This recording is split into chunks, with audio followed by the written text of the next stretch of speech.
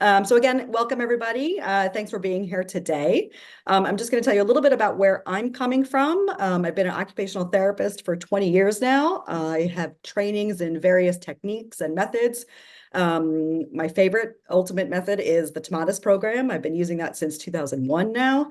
I have a full toolbox of things that I use with my families, my kiddos that I work with, from Tomatis to Soundsory to Forbrain to reflex integration, sensory integration, handwriting programs, etc. I'm sure all of you guys also have various tools that are in your own toolboxes as well. And I think it's important. We see a lot of different families. I work with kids, that's my focus. And a lot of kids have different needs, and one tool works great with one kid and maybe not as well with another kid. So you have to be flexible, be able to adapt, and change as needed. And I think all of you guys here today are here because you want to help somebody. You might be an OT, you might be a speech therapist, psychologist, maybe you're a teacher, or maybe you're a parent or a grandparent. I think, we're all here working with families, children, and adults in some way or another. We're all helping our kids, our clients, learn, grow, develop, and become independent.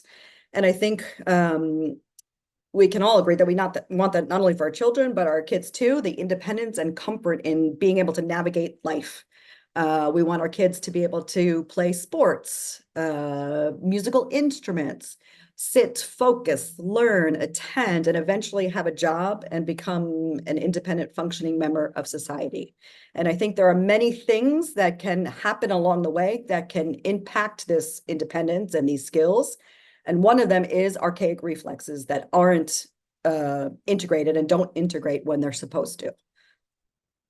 So my goal today is really to give you additional things and maybe some new ideas that you can bring to your practices. I want to give you a better understanding of what archaic reflexes are. And I know everyone's coming from a different perspective, a different point of view, a different experience.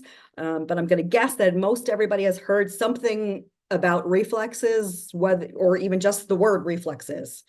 And I'm going to talk today just about why we need them, and we do need them, and how most of the time we really don't even think about these reflexes. We don't, I'm going to imagine most parents don't sit there with their checklist up. Did they have the rooting reflex? Oh, yep, there I see it, check. We look at those bigger milestones like crawling, rolling, sitting up, walking, talking. And these reflexes are there to really to help you when you're a young infant, and then they integrate and allow you to move on to that next phase of development. So what happens when they don't integrate is where we all kind of come in, because what happens is learning is impacted. The ability to be independent is impacted. Typically what I get is reports from families or parents of kiddos that, their handwriting is a difficulty, reading and writing is a problem, ball skills or coordination is just a little bit off. Maybe there's fear of movement or anxieties, so now there's a problem. And now we know that these reflexes really exist. And then finally, I'm going to move through just specific reflex exercises that you guys could try to add into your practice, as well as how you can use Soundsory and Forbrain as kind of a packaged intervention. So as we're moving through this presentation, I want you to everyone to kind of just keep this kind of visual in mind. Because our goal, I think everybody's goal, is really the top of this pyramid. We want to get our clients, the individuals that we're either working with or family members, to this top level, to have academic learning, be independent in whatever they're doing. And each of us attacks this pyramid in a different way. And we know that typical development, it ebbs and flows, it moves at different rates. Nervous systems mature at different times. I mean, if you think about your own families. I think I walked at 12 months. My sister was at 16 months, but she was the first to talk. So within families, there's just a variation of typical development. And we know, of course, that there's different things that can impact development. One of those, as I said, is having these reflexes that are at the foundational part of this pyramid not integrate when they're supposed to. So hopefully after this talk, you can add at least a few different ways to think about working with your families, your clients, maybe add 1 or 2 exercises that you can bring to your practice. But for me, really, it's working on the bottom part of this pyramid, that reflex integration, auditory through the sensory and vestibular system, because we're really targeting that area with these programs. So we all begin here. Okay, we all begin in utero, where our reflexes are developing. The MORO reflex. These are all the ones that I'm going to talk about today.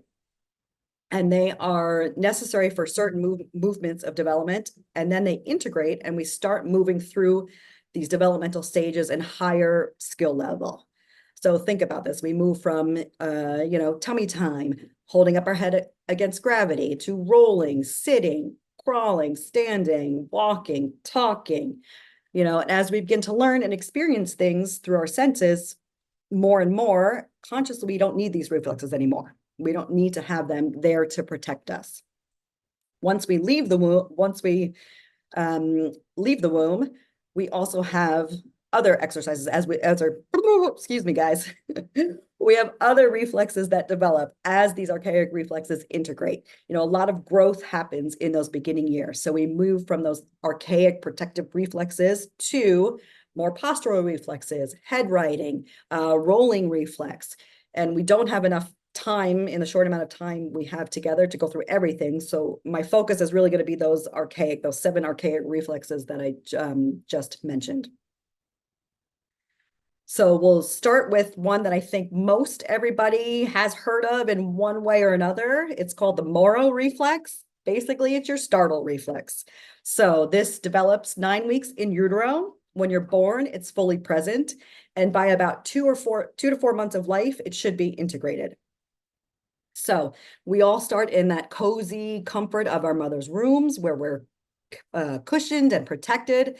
And then we're born out into the world where we have all these incoming sensations, and we can't yet analyze what they are. Are they a threat or not? So this reflex is really a survival mechanism reflex in those first few months of life. It's really designed to alert and arouse the infant and kind of trigger that fight or flight response.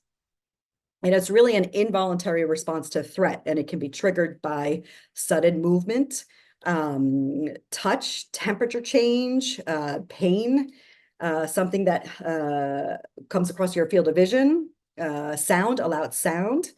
And what happens is you have an instant inhale of breath.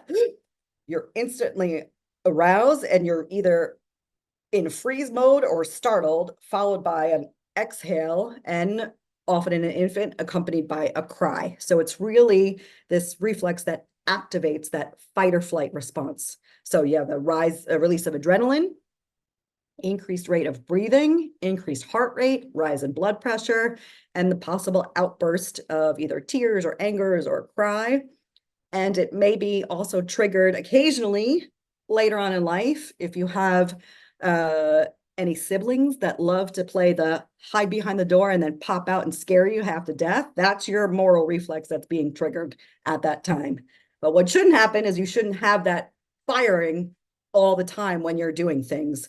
Or if you think about when you're in a new city or in a dark street and you're walking alone, your arousal level is a little bit off, and then you see something out of the corner of your eye, crawl along the street, you're immediately triggering that protective mechanism to see, is that dangerous for me? Am I going to be hurt? Or is there something out there that I need to quickly run from? So I think that this MORO reflex is the easiest one to understand and to think about. And I want you to think about that reflex in the clients that you work with, in the kids that you see. If they still have this reflex happening when the light turns on in the room or when they hear music playing in the background, like, they shouldn't be having this, oh my God, this is threatening for me response. And we'll talk about that in a moment as well. Another reflex that we all have is called the rooting reflex. So again, it develops in utero. It's fully present when the infant is born.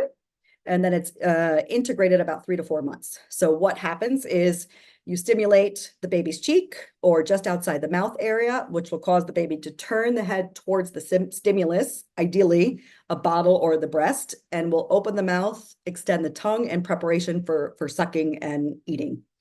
So what's interesting is that this reflex can come and go, the intensity of it, depending on when the last feed happened.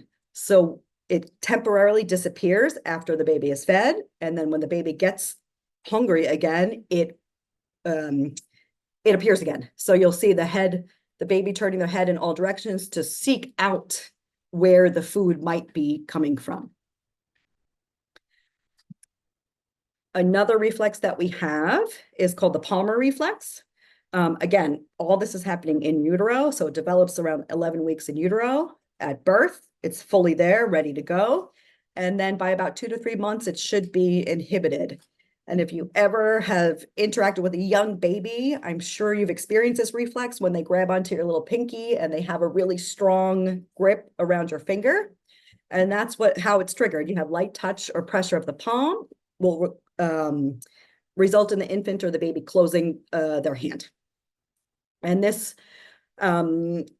reflex should integrate so that eventually the infant can have more refined finger movements, can start to self-feed with a pincer grasp, little cereals and things like that.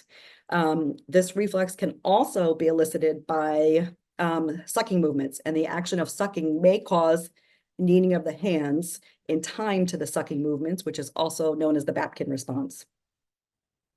So both mouth and hand share major sources of exploration and expression during this infant toddler time. So if you work with kids and you see as they're trying to either use scissors, you'll see this close association of the hand and the mouth. They try to cut the paper and all of a sudden you see their mouth is going along as they're trying to get the job done of cutting the paper. Another reflex that we have is called the spinal galant. Again, emerges when we're in utero, so around 20 weeks. At birth, it's actively present, and then by 3 to 9 months, it should be integrated. What happens is if the baby is on its back or belly and you stimulate outside, as you see in the picture, alongside the spinal column, you'll see a flexion of the hip. So the hip will kind of come up and flex in just as this picture is showing. And there's not a lot known about this, this particular reflex, except that it may take an active role in the birth process. So that's kind of interesting. What they say is contractions stimulate the lumbar region and cause small rotational movements of the hip to one side, similar to the head and shoulder movements of the ATNR reflex that I'll talk about in just a moment. So it kind of helps the baby work its way down the birth canal.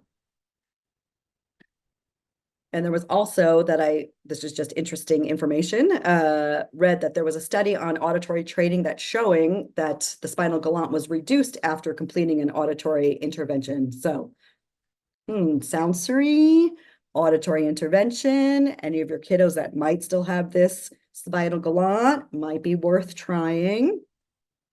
Another reflex, TLR, tonic labyrinthine reflex. We have it in forwards and backwards. It merges in utero. It's present when we're born. And then it's integrated around 4 months forwards and by age 3 backwards. So basically what happens is the infant's head, when flexed, the arms flex and the legs flex. And when the head extends, the arms and the legs extend back. So movement of the head forwards or backwards below the level of the spine will activate this reflex. And they say that this reflex and the MORO reflex are closely linked in the early months of life. They're both vestibular in origin and are activated by stimulation of and movement of the head. So think again, if this reflex isn't integrated, we're looking at that bottom of the pyramid, vestibular information, Soundsory, which targets vestibular input and vestibular processing. And when the baby is in the womb, we see the earliest manifestations. The baby is in flexion and extension is thought to emerge as the baby enters the birth canal. So if you think about this, When little babies are infant, when babies are really small, they have little head control. They're in this kind of squished head flexed position. And then you start to do tummy time, so that we're working on an extension pattern so that their head is being held up against gravity. And by 6 months, as head controls develops, this should be pulling together and be integrating. And we know how important head controls is. It's essential prerequisite for all developmental functions later on. The ATNR, asymmetrical tonic reflex, again, develops in utero, fully present at birth. It should be inhibited by about 6 months. So basically, it's movement of the baby's head to one side. So if I turn my head to my right arm is going to extend and my left arm is going to flex. And turning to it does the exact same thing on the opposite side. Again, they also feel that this reflex might participate in the birth process. And this ATNR helps to increase extensor tone. It trains one side of the body at a time, and it provides the basis for later reaching movements. It's kind of like the beginning of eye-hand coordination. The baby turns, it sees something in a distance, and eventually it will reach to grab it. The symmetrical tonic neck reflex. So that emerges once the baby is born, around 6 to 9 months of life. It's integrated by about 11 months to a year. And what happens is it's when the child is in quadruped, if they flex the head, the arms are going to bend and the legs will extend. And if they extend the head the other way, it causes the legs to flex and the arms to straighten out. This has a relatively short lifespan, and it really helps the baby defy gravity by getting up off the floor to the hands and knees. So that creeping, crawling stage is when this starts to be inhibited. If it kind of sticks around a bit, you're going to see that kids are going to have a little bit of difficulty crawling. They might do bear walk instead, or they might shuffle on their bottoms, or they might skip crawling and just pull themselves up to stand and then to walk. And the crawling and this STNR reflex is really important to train the oculomotor system. If you think about crawling, you're looking down at what's in front of you, and then you're looking and shifting your visual field to what's far and in the distance. So I think this also adds to that development of the eye-hand coordination. I move down, I look up, I look to the side. Can I follow where my eyes are looking? So those were 7 reflexes that we all have. A global sense of what they do. Sorry. Sorry. Cara? Yeah. Sorry, I'm interrupting because there's in particular one question that's very related to what you mentioned. Okay. Does the integration of these reflexes lag more in babies born by C-section? Interesting. I don't have the answer to that.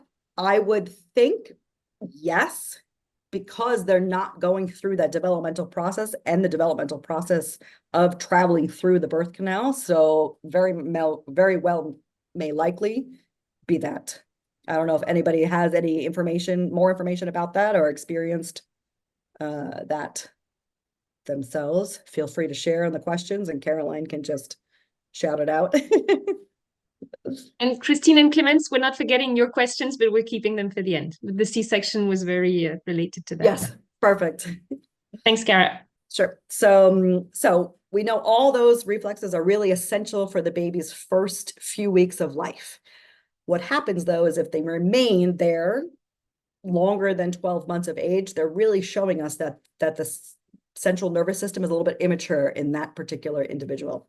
And if they stick around even longer, they can prevent the development of the postural reflexes and more higher level motor skills. And so you as parents, or maybe you as therapists, may have worked with kids where, or your own children, you're saying, oh, their crawling is just a little awkward or not quite right, or their motor skills seem to be just on the longer end than typical. And then they move to school, and they're starting to learn to read, to write, to sit and focus. And that's where you start to see even more of an impact of these retained reflexes. So depending on the level of reflex activity, this can impact one area or many areas of functioning. So not only gross motor skills, it can impact fine motor skills, fine motor coordination, sensory motor perception, cognition, and avenues of expression. It's like they say it's like having an infant still active within a 10-year-old's body when these reflexes have not quite integrated. So we're going to just talk a little bit just about specifically what happens when the MORO reflex sticks around and doesn't get integrated. So we know it's triggered by movement, vestibular, auditory, vision, tactile. It's a survival mechanism. It puts us in a state of fight or flight. So if the baby or young child hasn't integrated this, they may continue to be hypersensitive to certain sensory things. They might, things might be too bright, movement too much. They don't like movement. There might be vestibular difficulties that they have. They might withdraw from things. They might be tired. If they're constantly in this fight or flight, I'm on high alert. I don't know what's going to happen to me. I think the world is a threatening place. By the end of the day, you might see they're exhausted. They might have more mood swings or more meltdowns when they get home. And you might want to think about, if you happen to be a psychologist or therapist and clients that you work with that have just this kind of anxiety, maybe they don't have this reflex quite integrated. So that could also be, just thinking ahead, a way to start your sessions. Maybe do a couple exercises. It gets everybody's moving. And I think all these exercises could help somebody in one way or another. I think the reality of the world today is that we're moving to more sedentary lifestyle. We sit in front of computers. We're just less active. So, even if I did a stretching MORO reflex exercise, okay, I got myself warmed up, ready to interact in whatever therapy session I'm moving to or going to. So rooting reflex, if you still have this, it hasn't integrated when it's supposed to, you might have still sensitivity around the mouth area. You might have difficulty when solid foods are introduced because the reflex, when it's not integrated, prevents your tongue from developing the coordination that it needs for swallowing. So your tongue tends to remain too far forward. You might drool longer than typical, so like into school age. So that might impact also speech and articulation difficulties. So a lot of things that can get impacted from not having these reflexes disappear when they're supposed to. This one, Palmar Reflex, it's that grasp reflex. So if this one doesn't integrate, you're going to have problems with manual dexterity. You're not going to be able to have good, precise finger movements. You need that for when you're holding a fork, holding a crayon, holding a pencil. Your handwriting will be affected. You'll be constantly working to hold that grip because your fingers don't work as they're supposed to. There was an interesting study, I'll have to find the reference, but basically they found that you could inhibit the MORO by stimulating this reflex. And when you think about it, if you think about the last time you had to do something unpleasant or maybe get a shot or anything like that, you kind of tense up and kind of clasp and unclasp your hands. So for me, that makes total sense. Stress balls could be a result of the same principle, and something you could probably easily add into your practice. Spinal galant, if this one lingers and hangs out longer than it should, you could have poor bladder control. Studies have shown that children who had this retained spinal galant continued to have either poor bladder control or wet the bed after 5 years of age. Another study showed that a high percentage of patients suffering with IBS, irritable bowel syndrome, also still had the spinal galant present. So this, when you see this in the classroom, is going to be that kiddo that has difficulty sitting still for any length of time. The ants in the pants, constantly wriggling and squirming in their chair. And if you think about it, that chair is stimulating the spinal galant, and or the elastic band of their pants could be triggering that reflex if it hasn't appropriately integrated. TLR, tonic labyrinthine reflex. If it fails to integrate when it's supposed to, it fails to go away when it's supposed to, it might constantly, continually trip up the vestibular system. So poor posture, poor balance, there might be some gravitational insecurity. You might have your head control might be delayed, eye functioning, your eyes, how your eyes work together are a function of your vestibular system. Still having this reflex could prevent you from creeping on your hands and knees. So moving towards that crawling phase of development. The ATNR, this can also impact many different things. Not being able to crawl on the floor, that commando crawl. And if there's anything that you take away from this presentation, that crawling is an important part of development for many different reasons. One in particular is the coordination of the eyes, which is very important. So movement of the headers to either side will straighten the arm on one side so that your center of balance will be off. So think about kids as they're learning to walk. They might walk more robotic-like than having that crossing midline, more fluidity in their walks. They might be late to establish a hand dominance, or might continuously fluctuate between left or right. Automatic movements become very thoughtful. They can't do things more automatically. Handwriting is the most obvious thing that gets impacted from this reflex not integrating. Concentration could also be impacted as well. The handwriting on the page might slope to the side. It might not be straight across. STNR.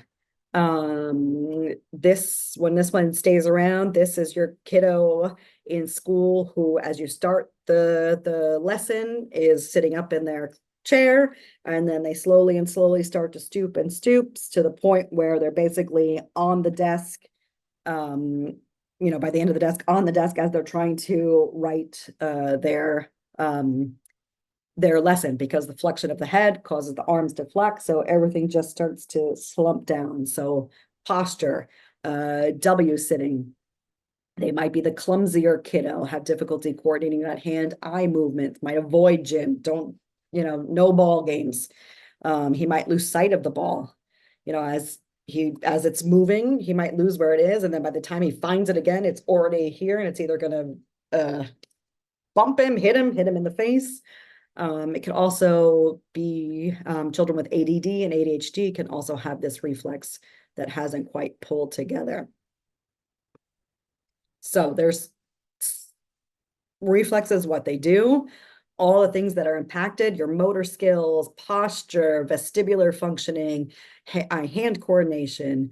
So what can we do for our families? What can we do to support our clients, to help them? So if you haven't already, you can add these 3 things to your practice easily enough. You can add Soundsory, you can add Forbrain, and you could add specific reflex exercises that we'll talk about in just a moment. And why? Because all these brain mechanisms, gross and fine motor skills, attention and working memory, emotional regulation, language, reading, writing, are all linked to the ear. They're all interconnected. So we target these systems through auditory, the Soundsory program, through reflex integration, which are specific exercises that target a little bit the vestibular system, depending on what the exercise is. And Forbrain, which targets speech and language through the auditory system. So Soundsory, again, is targeting, if you think back to that pyramid, it's really targeting how the vestibular system processes information. It's easy to use. It comes equipped with exercises that you can easily follow along with. It only adds to your practice. It's not like you say, okay, my client's doing Soundsory, now I don't have to work with them. No, you're just using this as a tool in your toolkit to help support and target some of these foundational areas. And for those of you that don't know what's inside Soundsory, you have about 10 different pieces of music. So you have classical, Strauss, Haydn, Bach, you have some gospel music, jazz, you have marches, you have children's song, Latin music. That's what's in the headphones. And then you have exercises. And this is important because the exercises don't involve an additional piece of equipment. And specifically, they have reflex integration exercises that were sprinkled throughout the program. There's other exercises as well. You have jumping exercises, coordination, you have left, right, you have ocular motor. Can they track their finger across? You have fine motor coordination. And again, everything was really designed to be able to move the body. And for those of you that haven't used it yet, there are also 3 levels of exercises because you work with so many different individuals. Not everybody can do the exercises as they were designed to be. So you have one level where the exercises are as is. This is how they should be done. You have a modified. So maybe, let's say we were doing the MORO Reflex exercise, which I'll talk about in just a minute, which is basically open, close, and legs and arms, open them, and then close, which I'll show you in just a minute. So maybe your client can't do legs and arms. Maybe you start with just arms. Let's just see if we can get the rhythm of the arm. So that would be a slight modification of the level 2. And then there's one that is, the 3rd level is really modified. So that's where you're going to kind of help. Either you're going to do hand over hand. Maybe you just do one side at a time and then try and add in the other side. So there's really a lot of options and flexibility that you can use with your families and your clients that you're working with. How they are listening, as Caroline talked about a little bit in the beginning, they're listening through both air conduction and bone conduction.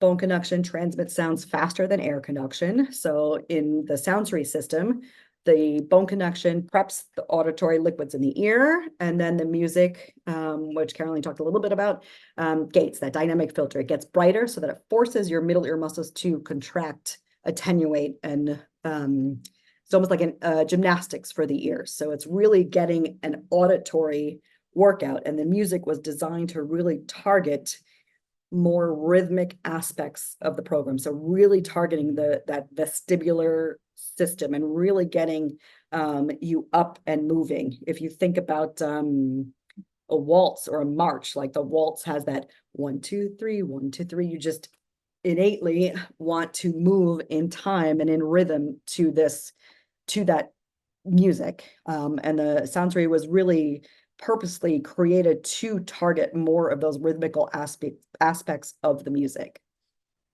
So your next tool that you could easily incorporate into your therapy sessions is Forbrain, and it's really a device that's designed to prove communication skills, listening abilities, all things everybody uses on a daily basis. And it's really a way to retrain the way the brain processes information.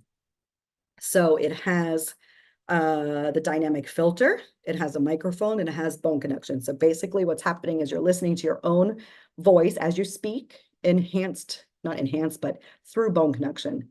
And we chose bone conduction because it's faster than air conduction, but it's important that you also have this dynamic filter, because what happens is if we just listen to a headset, a bone conduction headset with a microphone, eventually you're going to tire your voice out because bone conduction is more tuned to lower frequencies. So you really need this dynamic filter that's going to suppress those lower frequencies so that you attenuate to those higher frequencies of speech and language. It increases brain arousal and attention. So that is the kind of global sense of how that works really quickly. Also, when you're using Forbrain, you want to cue your clients as to their posture. You don't want to be this first picture all the way on the left too extended. You don't want to be too slouched and slumped forward. You want to kind of have this third picture, this neutral spine, neutral head, so that your voice is able to project clearly and efficiently. So these are some of the exercises that you can add that are specifically going to target those archaic reflexes that I talked about. I'll do one. I don't think you'll be able to hear the sound, and then I'll kind of explain it a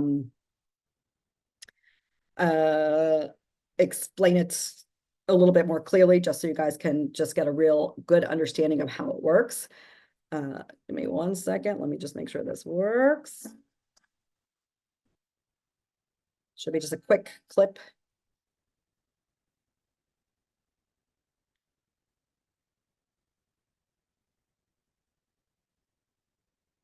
So he's opening,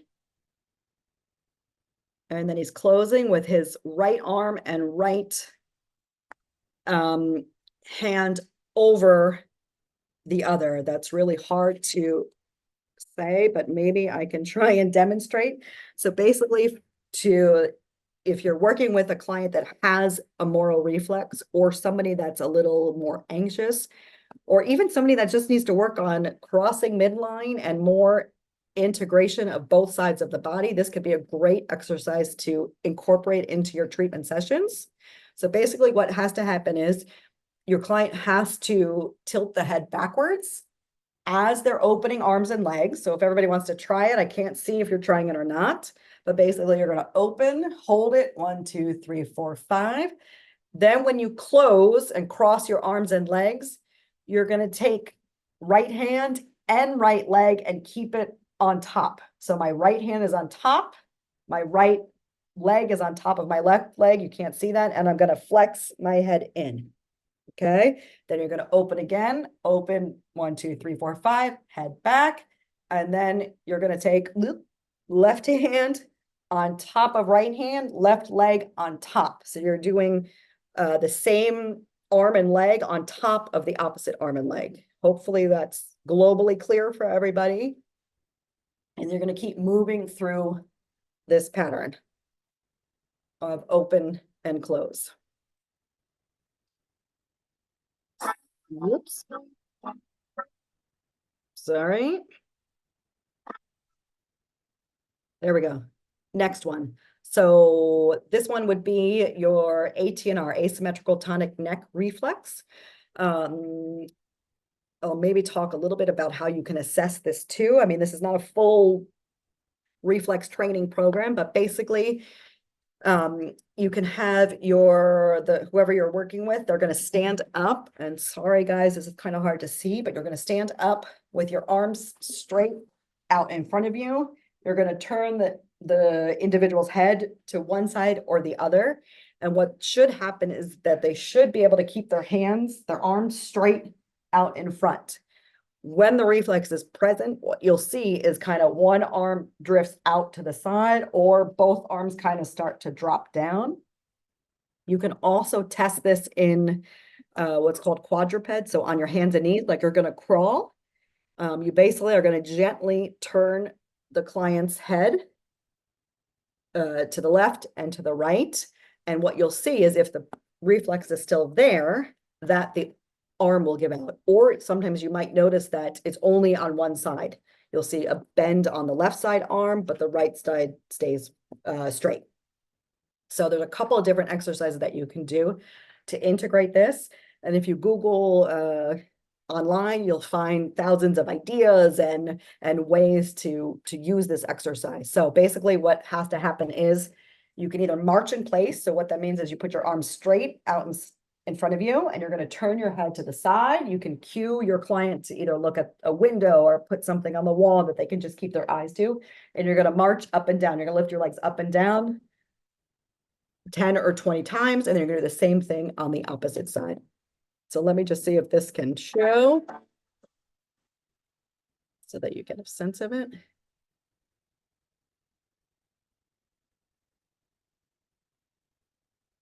It's coming. Perfect.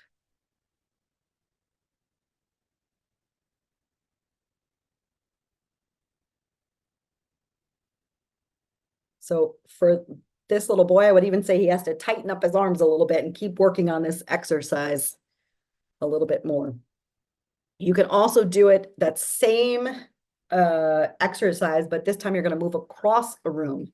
So it's a way to kind of grade it. So I have some kiddos that if I just add walking to it, the whole exercise falls apart. So you have to kind of think about which ones could benefit from this one. So basically it's the same exact thing. We sometimes call it zombie walks or monster walks. And basically you're going to arm straight out in front of you, turn your head, and it's important that the arms stay straight, head stays turned as they're walking across the room. So you want to make sure there's nothing in front of them that they could trip over or fall over.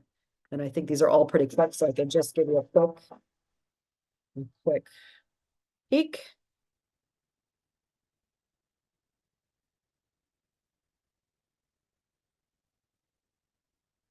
Perfect. So arms go straight, he turns to the side and he's going to walk across the room.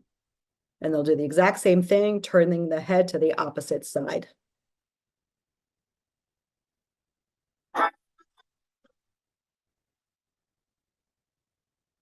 Yep. Perfect. And then I've also tried this exercise in crawling. So I will have whoever I'm working with crawl across the room while they're keeping their head parallel to the floor. So the ear has to be parallel to the floor. Let me see if I can just show you that.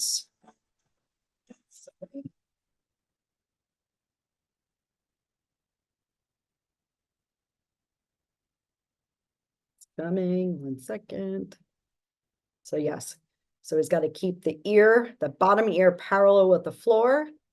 So sometimes adding just a line of tape, like some masking tape or something along the wall that they could just follow along with, could help guide them as to where their eyes should be looking and where their head should be. So that's just another way that you can try this reflex. Whoops. Sorry. Superman's, I think maybe you might have tried this exercise on your own or in your gym class or something like that. But basically, this is the exercise that you would use to integrate the TLR reflex, the tonic labyrinthine reflex. So if you remember what that reflex was, it's when you flex the baby's head, arms and legs are flexed.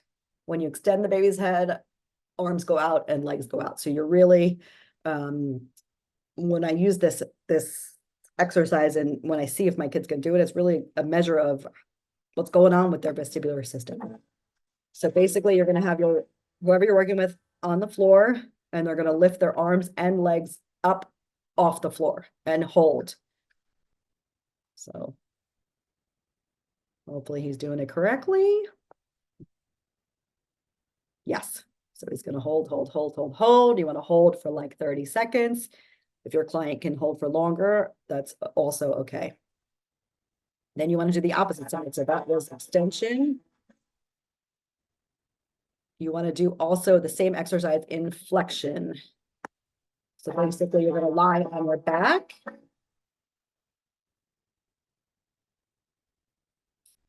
You're going to lift your legs up. I'll let you watch the video first. So you're going to lie on your back. You're going to lift your legs up, cross, and hold.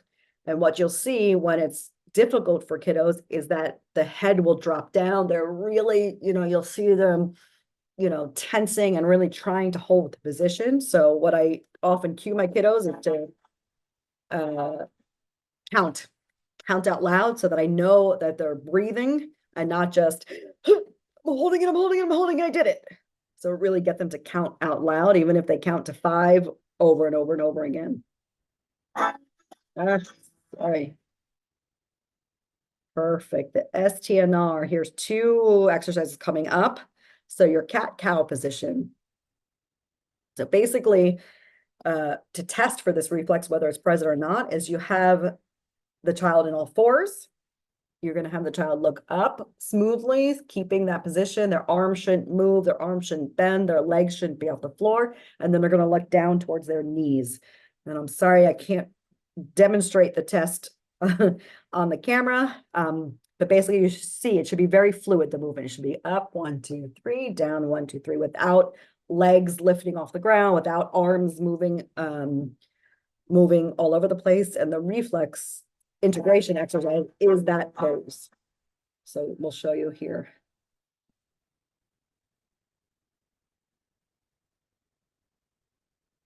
Just a second. Perfect. So he's on all fours. He's looking up. And then he's slowly looking down. And then he's looking up. So oftentimes you see him in this position now. When you're testing for that, you'll see the feet come off the ground. You'll see the arms kind of move, and they just move really quick, or they flop down. They'll look up and then drop everything down. So that's telling you that that reflex is still there. Another exercise you could try is the sledding one, also for the same STNR reflex.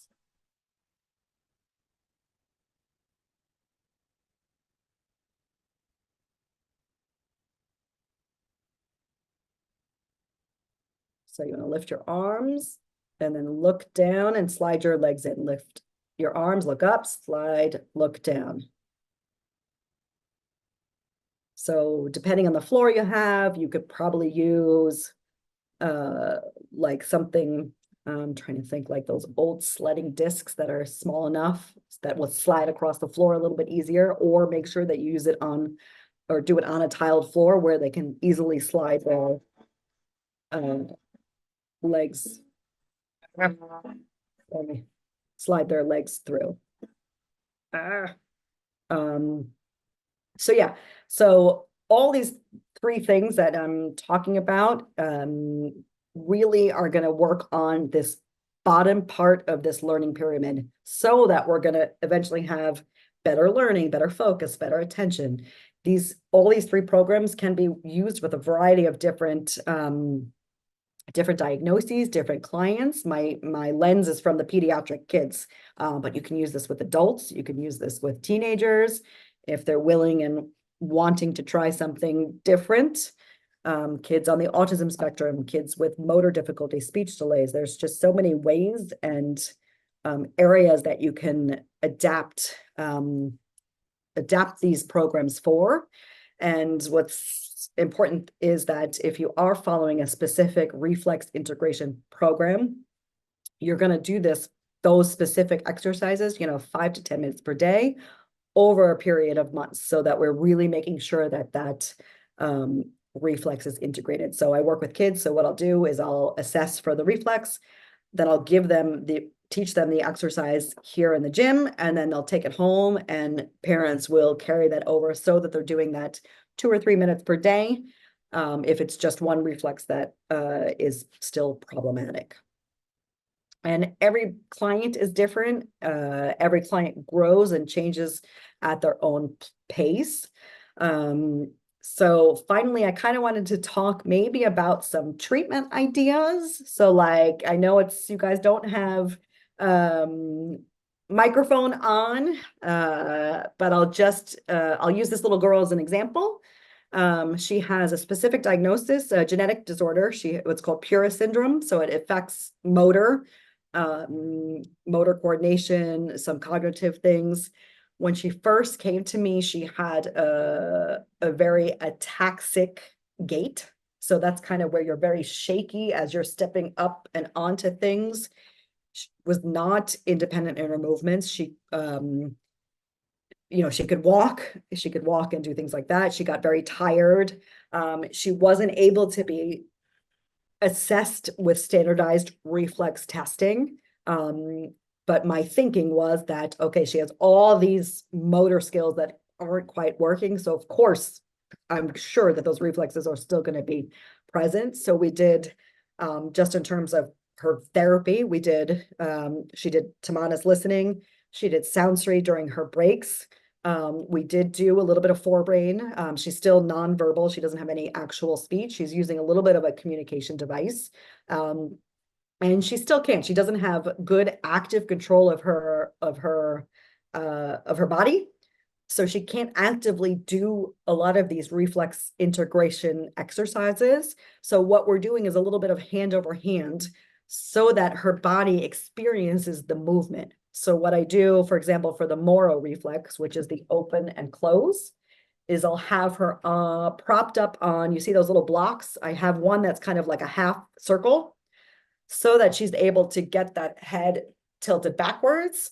I'll help her open up arms. Mom helps her open up legs, and then we'll help her flex into that position. So we've done that one. We've done some of the STNR ones. So where you're on all fours, we don't do the sledding. That's too tricky for her, but I'll have her look down and grab a toy and then look up and try and put it into a box in front of her. So not exactly, but she's still getting some of the movement pattern. And so that's what I think I want you guys to think about. Like, if you're maybe a psychologist and you're working with a clientele that is on the more anxious side, maybe you recommend that they do this MORO reflex, your startle reflex, before they come to your session. Maybe you do it at the beginning of your session. Maybe you incorporate, I know a lot of it is typically talk intervention. Maybe you add a little bit of Forbrain as you're working with your clients so that they get a bigger message when they're talking about things that are anxiety producing or anxiety invoking for them. So I think there's just so many different ways and ways you can work with families and clients. You know, I have clients that will come in, start off with just regular OT sessions, occupational therapy, and then they'll invest in the Soundsory, and they'll do it during the breaks between my weekly sessions to target how that vestibular system works, because all of our learning is built from that, and how we develop all these other eye-hand motor coordination things come from this foundational system. So if we can use Soundsory to get that working a little bit, then if I can work on the reflexes after they've had this warm up, and that's what I usually tend to do in my treatment sessions. I have kiddos that come in either after school, you know, they're not ready to right away listen to what I'm saying and follow along with a specific, you know, put your arms here, walk across the room, don't let your arms drop. So we'll do an auditory Soundsory warm up where we're doing 30 minutes, we're moving, we're getting the body primed, we're doing, you know, swinging games, we're crashing, we're jumping, and then we're going to try and work on our exercises and get those reflexes pulled back together. I'm trying to think of other treatment ideas. If anyone has some ideas and wants to put them in the question and answer, or things they've tried. Maybe then, Cara, we can go through some of the questions, and it will either give you ideas of treatments or encourage people to comment. Sure. So I'll start. There's Christine who's asking, she's interested in cortical thumb in reaction to listening protocols. Cortical thumb? Yeah, Sorry, I'm not sure I totally Does that make any sense? No? Nope. Okay.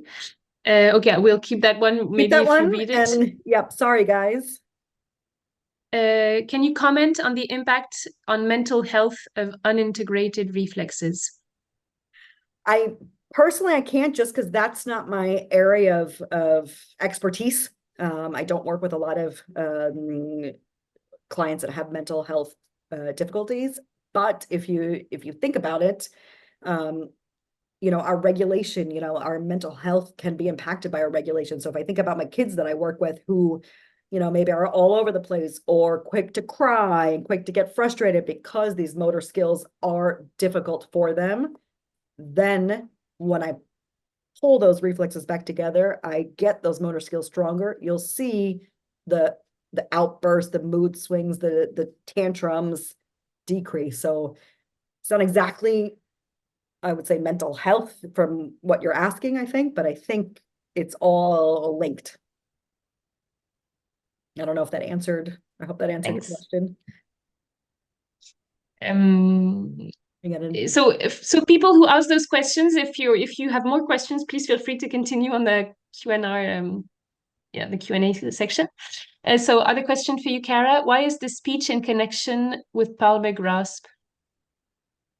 Because your mouth and your hand are closely linked together, especially when you're a young baby. You do all your exploration is through your hands and through your mouth. You know, babies take an object, they put it in their mouth. And if you think back to as they're sucking, you can also have that Babkin reflex. If you think about, you'll see it in cats when cats do it. They kind of knead on the blanket and they're using their mouth. So it's all like interconnected. I don't know if that really answered what you were Okay. saying. Then there's also, can Cara please speak a bit about how the Palmar reflex is different than the Babkin and how to integrate both? The Palmar reflex is linked to that Babkin response. So Babkin is not to work on the Palmar reflex, you can use something like either taking like a little elastic band. I don't have one in front of me, but basically where the child would kind of make the OK sign, they're going to pinch the elastic and kind of stretch, and then they're going to pinch the elastic. So it's that thumb to finger touching, pinch the elastic and pull, pull, pull, pinch the elastic and pull, pull, pull. Or you could even take like a small marble or small bowl, or even like Play-Doh, roll up some Play-Doh. Can they hold it in their thumb and pointer finger, squish it? Can they roll it back and forth? Middle and thumb finger, roll it back and forth, and move through all those, through all your fingers on your hand.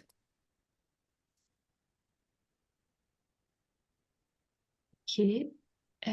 So something very practical about treatments. Do you have any suggestion to build tolerance to headphones? Kiddos tend to reject the heat and pressure from using them. Yes. So, I've been working with kids forever, using headphones forever. So really the first, because I know every kid can tolerate headphones. I know they're going to be able to wear them. I know they're going to be able to handle it. What I find is sometimes it's a change to the routine that they're fighting. So they don't want to have, oh, nope, this is different from what I usually do. And sometimes it's really just a matter of distracting the kiddo the first day. So, for example, in some of my therapy sessions, when I have what I call a tough kiddo who's not going to just nicely, happily put the headphones on, it's literally I'll have mom or dad or whoever's with them in the room, and they'll be either in front of the kiddo or behind the kiddo, just ready to kind of block arms and kind of hold the headphones here. And then I'm taking out every fun toy the kid likes, bubbles, the gym becomes a mess because I want them to know and to experience that the music is fine. I just have something on my head, but I can still be free to move, to climb, to play. In really tricky cases, I've definitely used a screen. I don't like screens.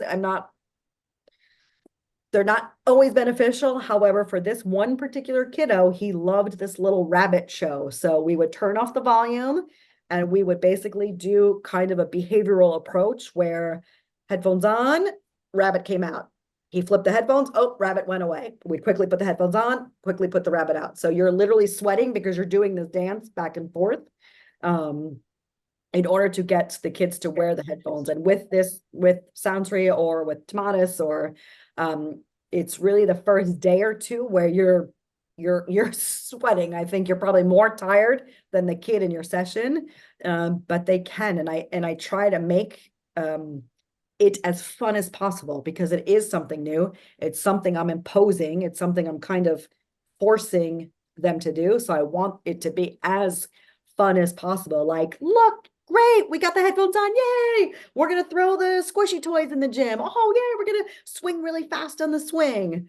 So yeah, so that was a long answer. Hopefully that helps. But I think distraction, I think using visual schedules, if your child is old enough, okay, we have day one, we have, a visual timer, we got 5 minutes, and then we can take maybe a 30-second break, and then 5 more minutes, and then a 30-second break. But it's really pair it with something else and have an extra set of hands if you can. Thank you. I'm trying to think. So there are actually still a lot of questions. So I don't know if you want to move on with your presentation and then go back to the questions, or if you're no, we can keep with happy with the questions. That's okay for me. This was just it. Talking about treatment, talking about ideas. Okay. I'll continue a bit and then I'll either hand over to Mauricie or you can go yourself on the Q&A section if you can see it. Yes, I'm seeing it. I just don't know where you are, so I'm just kind of scrolling up and down. Okay. Then there's, could tonic lab reflex relate to a tendency to put the head on the floor? Could the tonic labyrinthine reflex put the head on the floor? Yes, because there also could be a visual component too. If you think about it, if you put your head on the floor or stable against the wall, it gives your head stability so that your eyes, sorry, I'm losing my camera. If I was leaning against the wall, my head would have a more stable field so that my eyes could move back and forth. So sometimes when I'm working with kids that have ocular motor, so the ability to move their eyes separate from their head, I'll start laying down. Can they follow it up? So their head is kind of blocked. Can they look up? Can they look down? Can they look left? Can they look right? But for me, that would make total sense why they are lying down. Because I think I don't know if anybody's worked with children on the spectrum. I have a lot of kids that also will lie on the floor, move the car, move the train back and forth along their field of sight. So they're stabilizing their head so that their eyes can work better to look at that train, to follow the wheels, to follow the car that's racing along. So yes. Thank you. Another one, how common is unresolved MORO reflex related to children with autism? To children with autism, I don't have the statistics on that.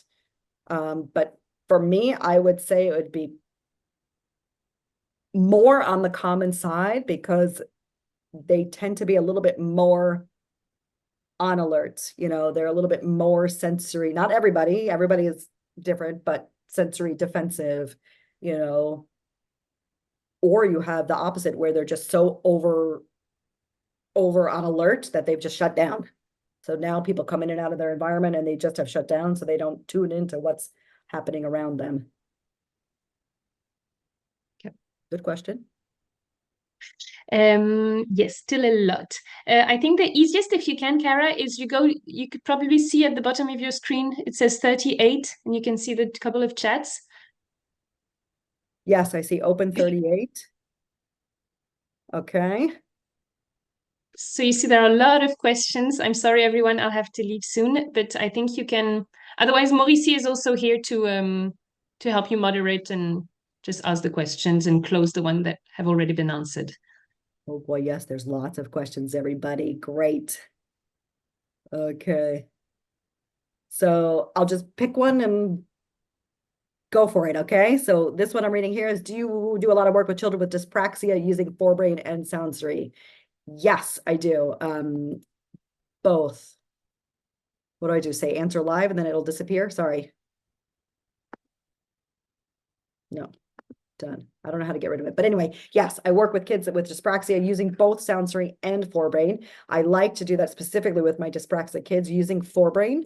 So what I'll have them do is do like a multi-step obstacle course. So I'll have them do it on their own. They'll go through it 3 or 4 times. And then with the Forbrain, I want them to explain what they just did. So I want them to not say, oh, I did this, this, and that. I want them to say, oh, first I climbed up onto the chair, then I jumped down into the cushion, then I swung across the gym. While they're wearing the Forbrain, they get a way to just work on that memory of focus, attention. It just has a deeper impact. And I also use Soundsory as a warm-up for these dyspraxic kiddos. So I might start my session where we're just kind of getting input in. We're doing 30 minutes of Soundsory. We're, doing swing, crash, and then I'm going to add that obstacle course, and then I'm going to add the Forbrain. So it's kind of a layered approach to the session. I'm going to just pick questions and answer them. Good. Okay. Is Soundsory useful if the child refuses to do the movements? Yes. I've had kiddos that can't do the exercises. That one little boy that I was mentioning that we had to use the little rabbit video for, he couldn't follow along. His copying and his imitation was pretty delayed. He was the type of kiddo that was low muscle tone. He was a W sitter, poor posture. He liked to be on the ground, on the earth. He would maybe try a swing once or twice if I, did cartwheels, but then he jumped down and that was it. So we did just listening. He had a great aide that worked with him. She brought the listening home. She did Soundsory every day. And that he still wasn't doing the exercises, so he still had a ways to go, but he was now enjoying movement. He was coming in, climbing up on a swing 6 or 7 times before he was giving up or walking away from it. He was initiating interaction. Like he never, ever did that before. I brought the interaction to him. He never initiated. So he didn't do one exercise of the program at all. And he still had significant change because you're getting this brain auditory workout from the headphones, from how the music and the program was designed. Another question, can panic attacks come from not integrated reflexes? Again, I'm not familiar with working directly with clients with panic attacks, but my gut would say yes. If I'm constantly kind of living in this high arousal, high alert state, I'm going to just guess that maybe I still have this MORO reflex that hasn't quite pulled together.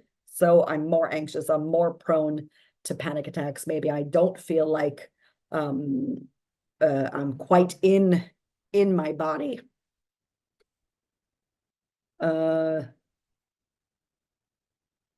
These exercises are in Sally Goddard's work. Yes, along with Svea Gold's work. I'm not familiar with Svea Gold. So that wasn't really a question. Might it be better to do exercises in the morning versus at the end of the day? I think, again, that's going to be up to each individual client. I mean, you have some families that the mornings are just awful.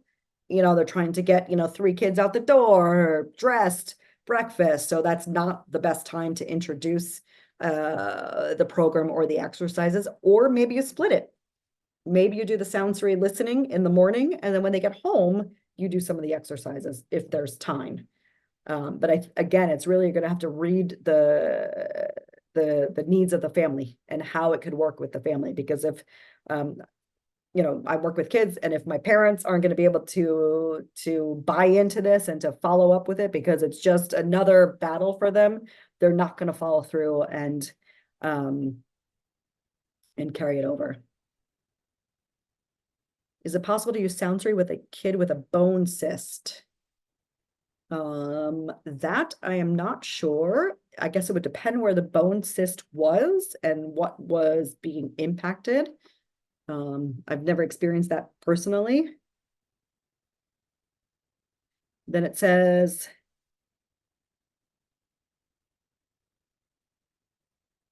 do I assess then prescribe what Soundsory to listen to, or is it more generic listening? So I think you're just kind of asking what's going on in Soundsory. So basically you have those 10 different pieces of music, and it's not just like listening to a regular set of headphones. If that was the case, everybody would listen to music and have changes with their attention, their focus, their auditory system. It's really the specific technology. So listening through bone conduction, which prepares the auditory muscles to then receive the incoming sound, to pay attention to what they're receiving. So that real gymnastics.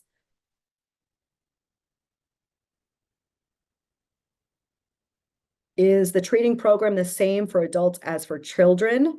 So if I was working with adults, I don't, but I would modify the exercises. So I think of my parents in the situation. They're a little bit older. They can't always get on the ground to do those exercises. So maybe I do a slight modification. Maybe we use a chair for a little bit more balance support. So the exercises part of this specific Soundsory program might be adapted, even the reflex integration exercises. So I keep going back to the MORO Reflex, but you could do that sitting on the floor. But if that's too hard for your clients, have them use a chair. They can easily, I'm on a chair right now, open, close. The ATNR, the zombie walks, you know, maybe they have to have somebody kind of help them with their balance. So I think you can adapt and modify to meet your adults and the differences that they're working on. Do you have any information about the impact of forebrain and soundsory on the vagal nerve? Yes, not specifically right now to, yes, globally, yes. So basically the vagus nerve, there's a tiny piece that attaches onto your eardrum. So how the soundsory music is done is again through that bone conduction, air conduction, that gating system. So it's giving those auditory muscles a workout so that that vagal nerve is getting its workout, because you're impacting the auditory muscles, which are putting space on that eardrum, which is where the vagal nerve attaches to. Sorry, I'm just soundsory music is just melodies. There's no people like there's kid songs in soundsory, but they're not somebody singing. It's not somebody singing Twinkle, Twinkle, Twinkle. Also, if you're working with an adult, you might adapt the exercises, but you might also just have them skip that kid song if they really didn't like it and couldn't tolerate it. Just be like, we're just going to skip that one for today. Each song is about 2 or 3 minutes long, so if they miss one track, it's not going to impact the program. It's not going to hurt them.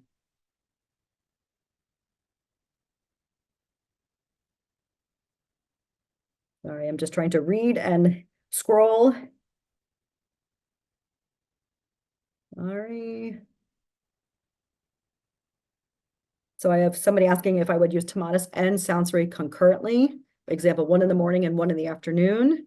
If not, which would you recommend first? And how does Tomatis compare to Soundsory? So I wouldn't use both at the same time. I think you're getting a lot of auditory stimulation from either program. Soundsory has a set program so that you can't change it, you can't modify. So the nice thing about Tomatis is that you can really tailor and individualize the program to the client that you have in front of you. So I don't use Tomatis and Soundsory at the same time in the same day, but I might do, like with the little girl that was on the screen, I did Tomatis first, and then during her breaks, after she had done, she did 2 rounds. I made a program where she did 30 minutes of Soundsory, plus we had the Infinite headphones at that time, and she did 30 minutes of Infinite. And I kind of mixed that up so that she had that continuous stimulation during the breaks, because she had such significant motor delays.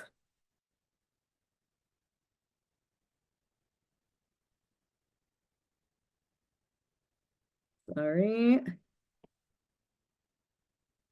So what guidance can I give to students who, when writing,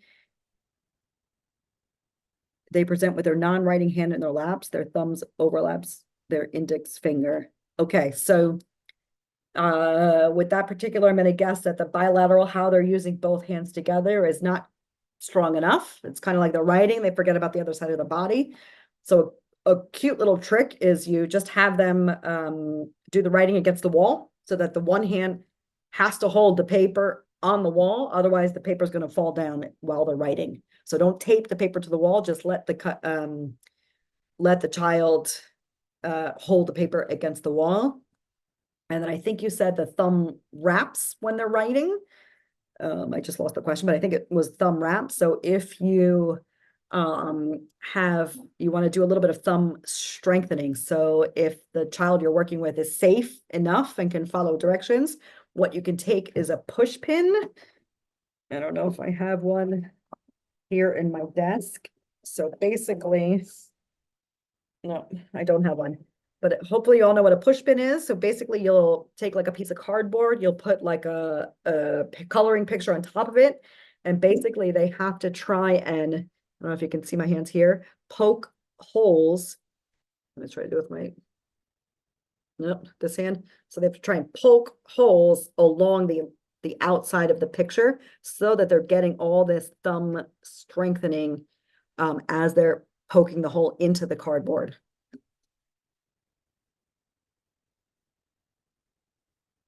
Sorry. Oops, sorry, this sometimes jumps. So I'm about to embark on a Tomatis training. I was wondering how Soundsory is different. Are there exercise movements that are used for clients when using Tomatis, or is that only relevant for the Soundsory program? I am aware that Forbrain can be used with Soundsory and the Tomatis. Yes. So Tomatis training, awesome. So again, when I'm working with kids and I'm doing a Tomatis intensive, I'm doing a lot of play-based intervention. So the kid has the headphones on and we're doing a lot of either floor time or sensory integration work as they have the music. And Soundsory was basically created from the Tomatis method. We wanted to be able to reach even more and more families. And Soundsory differs in that you can't change what's inside the program. It's only a set program, and it's really targeting more of the body. So with Tomatis, you can get more into audio vocal work. You can do certain filtering to work on speech and language areas. So there's a lot more specific programming. And the exercises can be used. If you have a kiddo that needs to work on some coordination stuff, sure, let's add some of the Soundsory exercises to the Tomatis training. Why not? That would be great. And yes, Forbrain can be used with Soundsory and with Tomatis. I often will have kiddos do a Tomatis intensive. And then again, depending on each individual, I'll have them do audio vocal work, the Forbrain, during that break. And then they'll come back. And then maybe the next break, I might do a combination of Soundsory and Forbrain. And again, it's really what I'm trying to achieve with the client that I'm working with. Some clients need more intervention. Some clients don't need as much intervention. Where should I start to get to? Oops, sorry, just lost it. How does it help me as a parent of a 9-year-old boy as I'm a not trained professional? Is it easy to follow and incorporate? Yes. So if you have Soundsory, you can access the exercises online, so on a computer, or you can could download the app. And the app has the different levels. It's the same thing online that you can choose from and easily follow along. There's a video demonstration. And really, if you think about it, the key to Soundsory is to get everybody moving. And to think about, okay, so if I can't exactly do the exercises as is, maybe I can do, like I said, the arms, maybe I can do, 2 tries versus 10 tries. Maybe I can do, just the legs. Maybe I need to sit down to do it. Maybe I can't stand up to do it. So there's lots of ways that you can adapt and modify to meet your kiddo's needs, not being a trained therapist.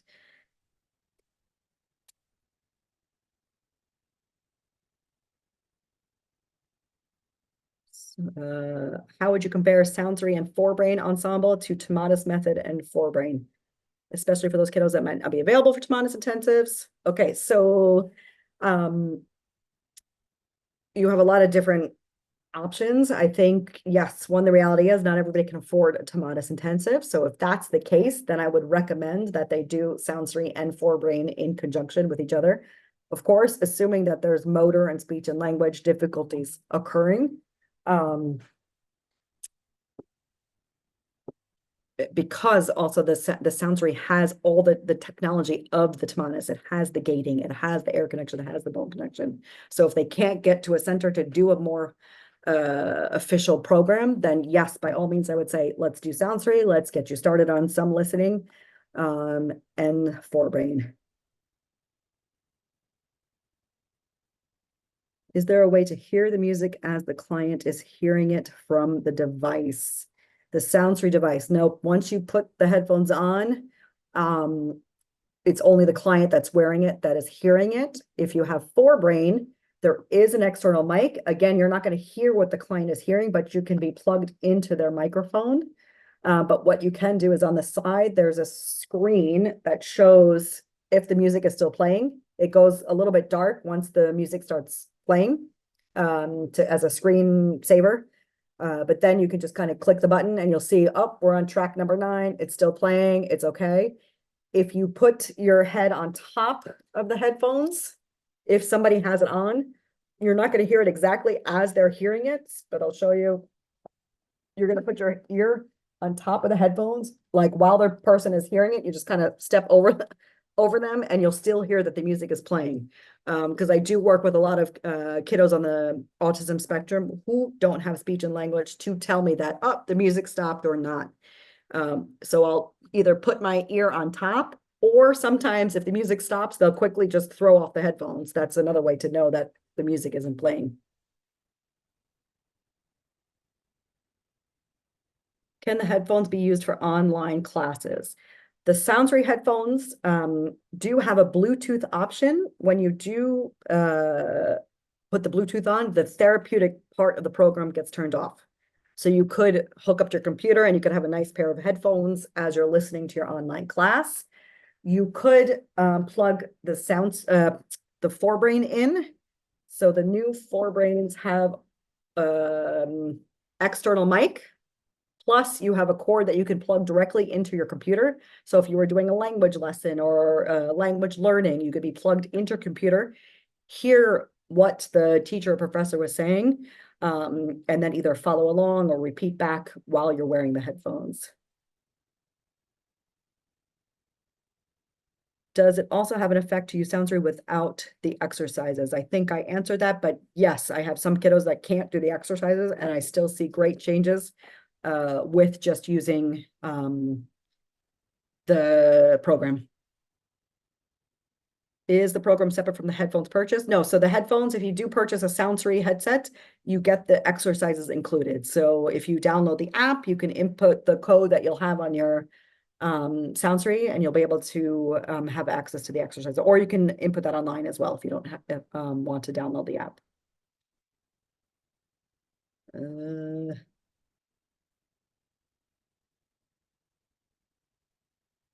The recording of this webinar will definitely be accessible. The slides will be accessible to everybody.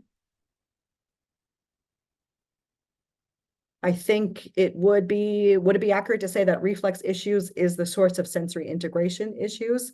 I think if not the source, definitely linked, working together, definitely.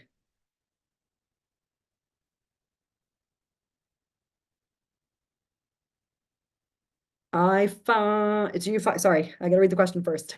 Do you find that kids tend to keep Soundsory headphones on more easily because of the bone connection piece compared to other headsets that don't have BC?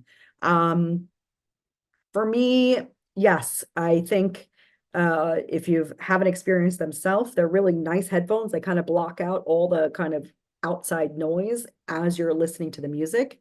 I think what sometimes is difficult is if you're listening, if you're working with Forbrain, sometimes it's a little bit harder for kids, not all kids, to get really in touch with their voice and what they're saying. So you might have more quick response to rip the Forbrain off. So hopefully that kind of answered your questions. Can you use the Soundsory with a group at one time? You could if you weren't seeing the group. Like if you had 10 kids on your caseload that you saw each individually, you could use that same headset with those 10 kids, but you can't, because of how the program is designed, you can't put it on a loudspeaker or something like that. Everything is happening within the headsets.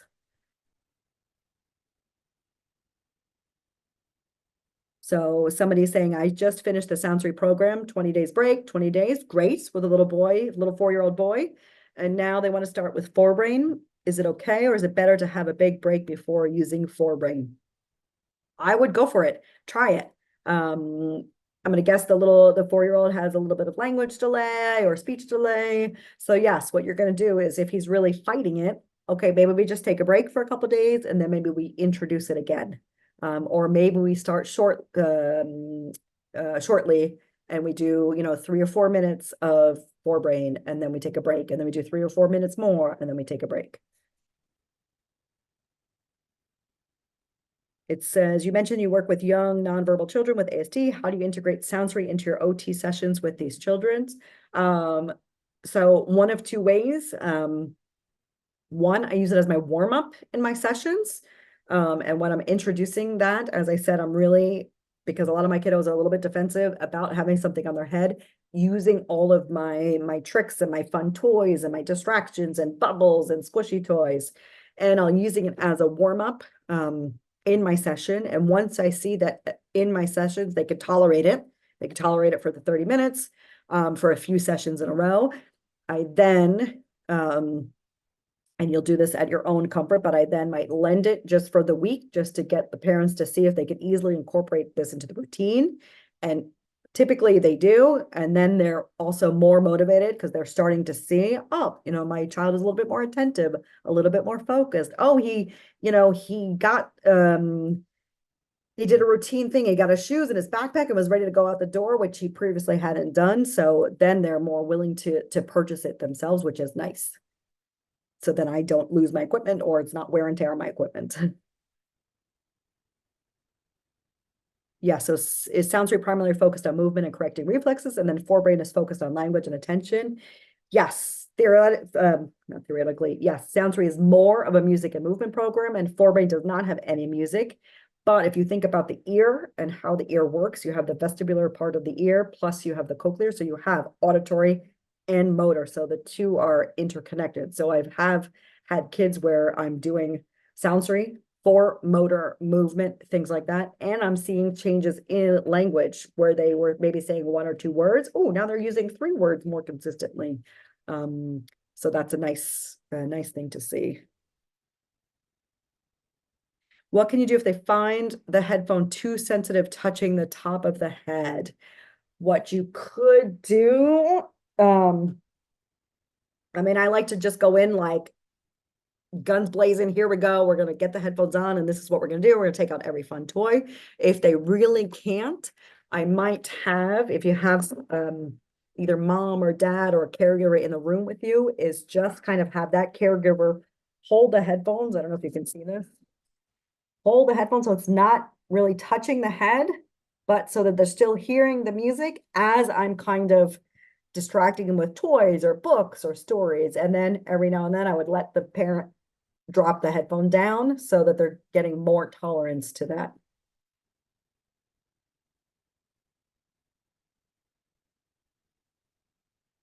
Sorry, another question was, I understand that with the Tavolacci, you can use the program in a group. Yes, with each person linked into the main, Tavolacci device. I was wondering if the Soundsory has a similar system so that the group would be in the same room. I am focused on adults and children. No, because for Soundsory, the program is already in the headsets.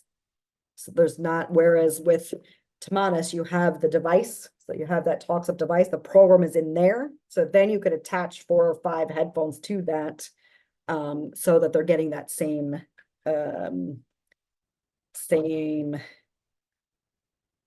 program. Sorry. I think we might stop from here. I think I could go on and on and on and on and on with questions. But I just wanted to remind you that if you didn't receive the email already, any questions that didn't get answered or that you thought of later on, please just email them to info@Sound4Life and we will answer them as quickly as we can. So thank you for attending. Have a good day, good evening, good morning, good night. And hopefully we'll see you at some more webinars that will be coming up throughout the months. So stay posted.